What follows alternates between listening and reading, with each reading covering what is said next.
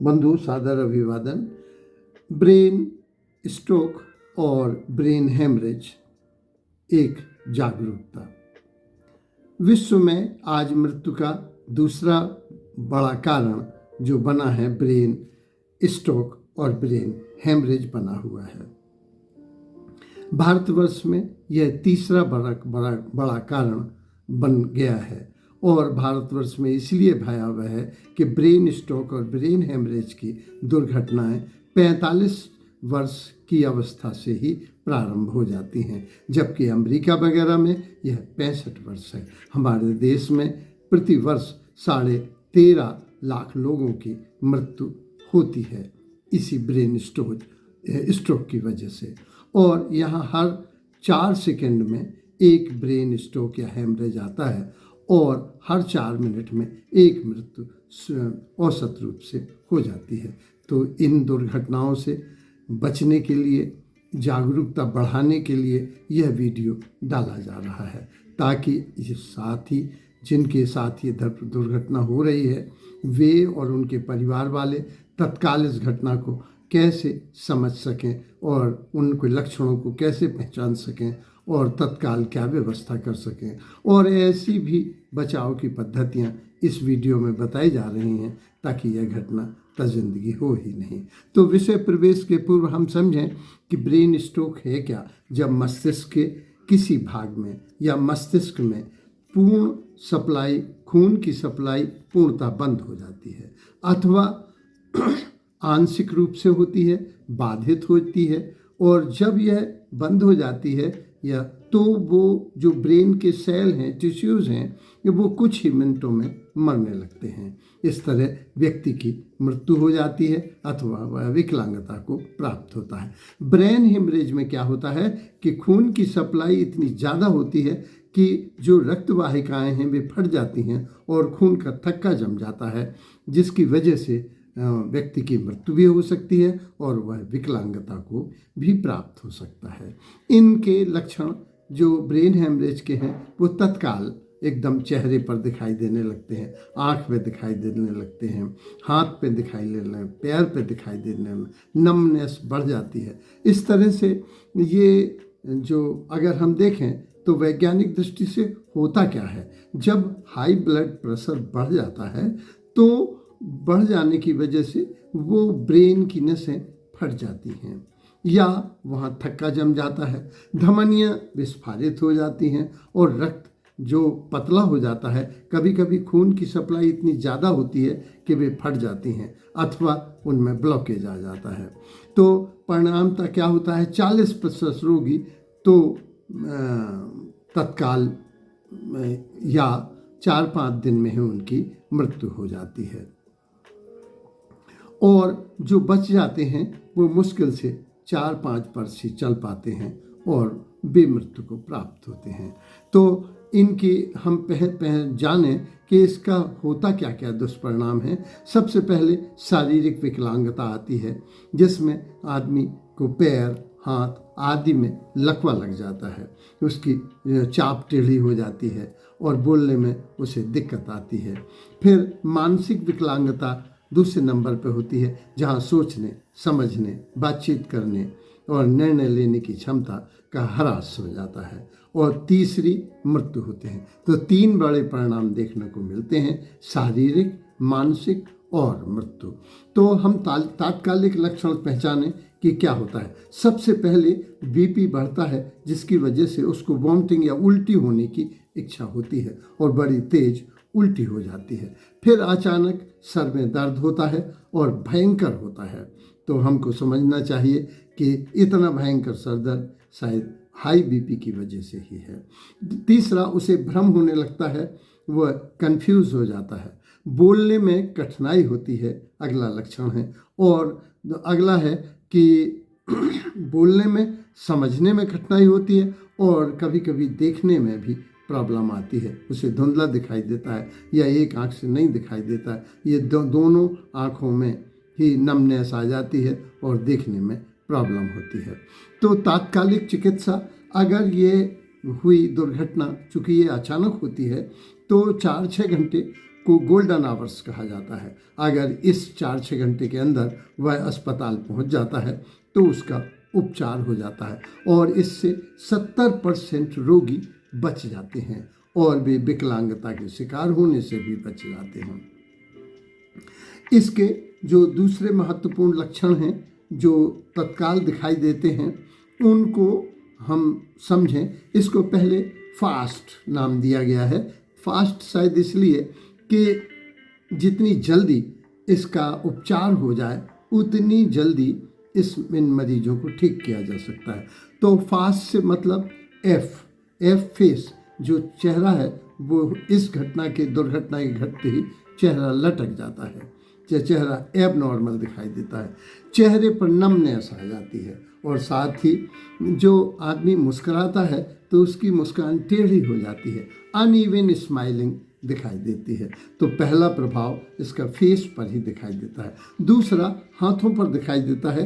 हाथ या तो उठ ही नहीं पाता, उठता है तो गिर जाता है, दोनों हाथ उसे उठाने में बहुत दिक्कत होती है और कभी कभी नहीं भी उठा पाता है। तो इस तरह से उठाने में परेशानी है, उठकर जल्दी गिर जाता है, उठा ही नहीं पाता और उनमें हाथों में नमनेस आ जाती है जिसकी वजह से ये बहुत कमजोरी महसूस करता है।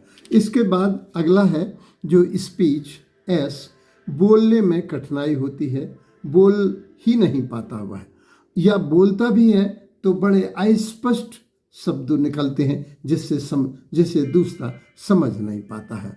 और सरलतम वाक्य अगर आप बोलने को कहें, जैसे आप कहें आप आसमान नीला है, अगर वह ऐसे सरल शब्दों को भी नहीं कह सकता, वाक्यों को नहीं तो पहचाने कि ये लक्षण दिखाई दे रहे हैं और निश्चित ही ब्रेन स्ट्रोक या ब्रेन हेमरेज की घटना घटने वाली है। इसमें टाइम अगला बड़ा महत्वपूर्ण है कि अगर हम जिस समय ये घटना घटी उसके 4 घंटे के अंदर अस्पताल पहुंच जाते हैं तो इसके कुप्रभावों को हटाया जा सकता है। और 4-6 घंटे तक को हुई गोल्डन आवर्स कहा जाता है। तो पहली घटना नोट करना चाहिए समय और डॉक्टर को ये बताना चाहिए। दूसरा, कभी कभी तात्कालिक लक्षण उपचार की वजह से वे लक्षण खत्म हो जाते हैं, लेकिन डॉक्टर के संपर्क में रहना चाहिए क्योंकि उनकी पुनरावृत्ति होने में कभी कभी समय नहीं लगता है। अन्य लक्षण ये दिखाई देते हैं कि पैरों में कमजोरी आ जाती है, चलने में चक्कर आ जाता है और वह संतुलन खो देता है। अगला है कि समझने में दिक्कत होती है, वह बोल ही नहीं पाता, अपनी बात नहीं समझा पाता, वो कंफ्यूज होता है, देखने में परेशानी आती है, उस धुंधलापन दिखाई देता है, एक आंख में भी ये दिक्कत हो सकती है और दोनों में हो सकती है। तो अब अपन समझें कि कौन से ऐसे लोग हैं जो इसके प्रति बड़े संवेदनशील हैं, किनको यह होने की आशंका है। सबसे पहले सीनियर सिटीजन जो 60-62 साल से ऊपर के हो गए हैं, उम्र दराज के लोग। उम्र के साथ ये जोखिम का खतरा बढ़ता चला जाता है क्योंकि खून गाढ़ा होता जाता है, इसलिए उम्र दराज लोगों को ये सबसे पहला संकट है। दूसरा, जो आनुवांशिक है, जिनके पारिवारिक इतिहास में ब्रेन स्ट्रोक, हार्ट अटैक आदि की घटनाएं हुई हैं, क्योंकि आनुवांशिकता से भी यह संबंधित है। अगर हम नस्ल के दृष्टिकोण से देखें तो ये पहले अफ्रीकन में होता था और अमेरिकन में ज़्यादा देखने को मिलता था, लेकिन वर्तमान में भारतीय खान पान में, जीवन शैली में भारी परिवर्तन हो गया है। परिणाम स्वरूप ये घटनाएं यहाँ इनकी बारंबारता भी निरंतर बढ़ती चली जाती है। अगर लिंग की दृष्टि से देखें तो जैसे पुरुषों को अब अति तनाव की वजह से हार्ट अटैक आता है, उसी तरह से स्त्रियों को ब्रेन स्ट्रोक या ब्रेन हेमरेज की घटनाएं ज़्यादा घटती हैं। सुबह स्नान महिलाएं करती हैं, पूजा ठंडे पानी से करती हैं, जिसकी वजह से भी ये दुष्परिणाम हो जाता है। तो महिलाओं में ये घटना ज़्यादा देखने को मिलती है। अच्छा, और सिगरेट, शराब पीने वाले लोग, तेल घी का ज़्यादा इस्तेमाल करने वाले लोगों में इसकी, मधुमेह के रोगी और जिनका कोलेस्ट्रॉल अनियंत्रित हो गया है, उनके लिए ये घटना बहुत अधिक प्रभावी हो जाती है। इसलिए मधुमेह के रोगी और जिनका कोलेस्ट्रॉल अनियंत्रित है उनको इससे बचना चाहिए। बचाव होने पर क्या प्रिवेंशन, घटना होने पर क्या हमें करना चाहिए कि दो जागरूकता के कारण हो सकते हैं।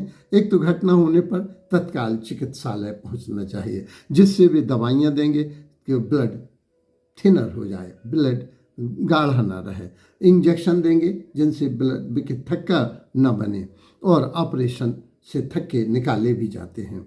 इस तरह से 70% मरीज यदि समय तक पहुंच गए हैं तो उनको विकलांगता से और मृत्यु से बचाया जा सकता है। दूसरा, कभी जिंदगी में स्ट्रोक आए ही नहीं, इसके लिए जरूरी है कि उच्च रक्तचाप से बचाव रहे, चाहे दवाइयों से करें, चाहे भोजन से करें या दिनचर्या से करें। मधुमेह और कोलेस्ट्रॉल को पर नियंत्रण रखना चाहिए, चाहे भोजन से रखा जाए और चाहे व्यायाम से रखा जाए। सिगरेट, शराब और तला भुना और तनाव से बचा जाए। तो मोटापा और वजन अगर हम कम कर लेते हैं, चाहे व्यायाम से करें या भोजन से करें, तो इसकी आशंका निस्संदेह घट जाती है। व्यायाम और सक्रियता और दिनचर्या में परिवर्तन इसको के बचाव के लिए बहुत महत्वपूर्ण होते हैं। भोजन तला भुना ना हो, तेल घी वाला ना हो, नमक और शक्कर वाला ना हो।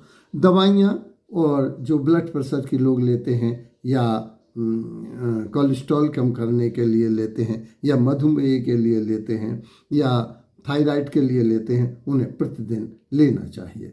नहाने में ठंडे पानी का इस्तेमाल, और नहाने के लिए पहले पैर धोने चाहिए, फिर घुटने, फिर जांघ, इसके बाद हाथ के बाद पीठ, पेट और सर में सबसे लास्ट में पानी डालना चाहिए और ठंडे पानी से बचना चाहिए। हमें बुजुर्गों को इस स्ट्रोक से बचने के लिए ठंडक से बचना जरूरी है, क्योंकि धमनियाँ सिकुड़ जाती हैं, सिराएँ सिकुड़ जाती हैं और हार्ट ब्लड प्रेशर बढ़ जाता है। तो ठंड से बचना है। संक्षेप में हम कह सकते हैं कि अगर हम जीवन शैली में बदलाव ला लें, भोजन और दिनचर्या में बदलाव कर लें और दवाइयाँ समुचित समय पर लें, तो इस तरह से हम इसका लाभ ले सकते हैं।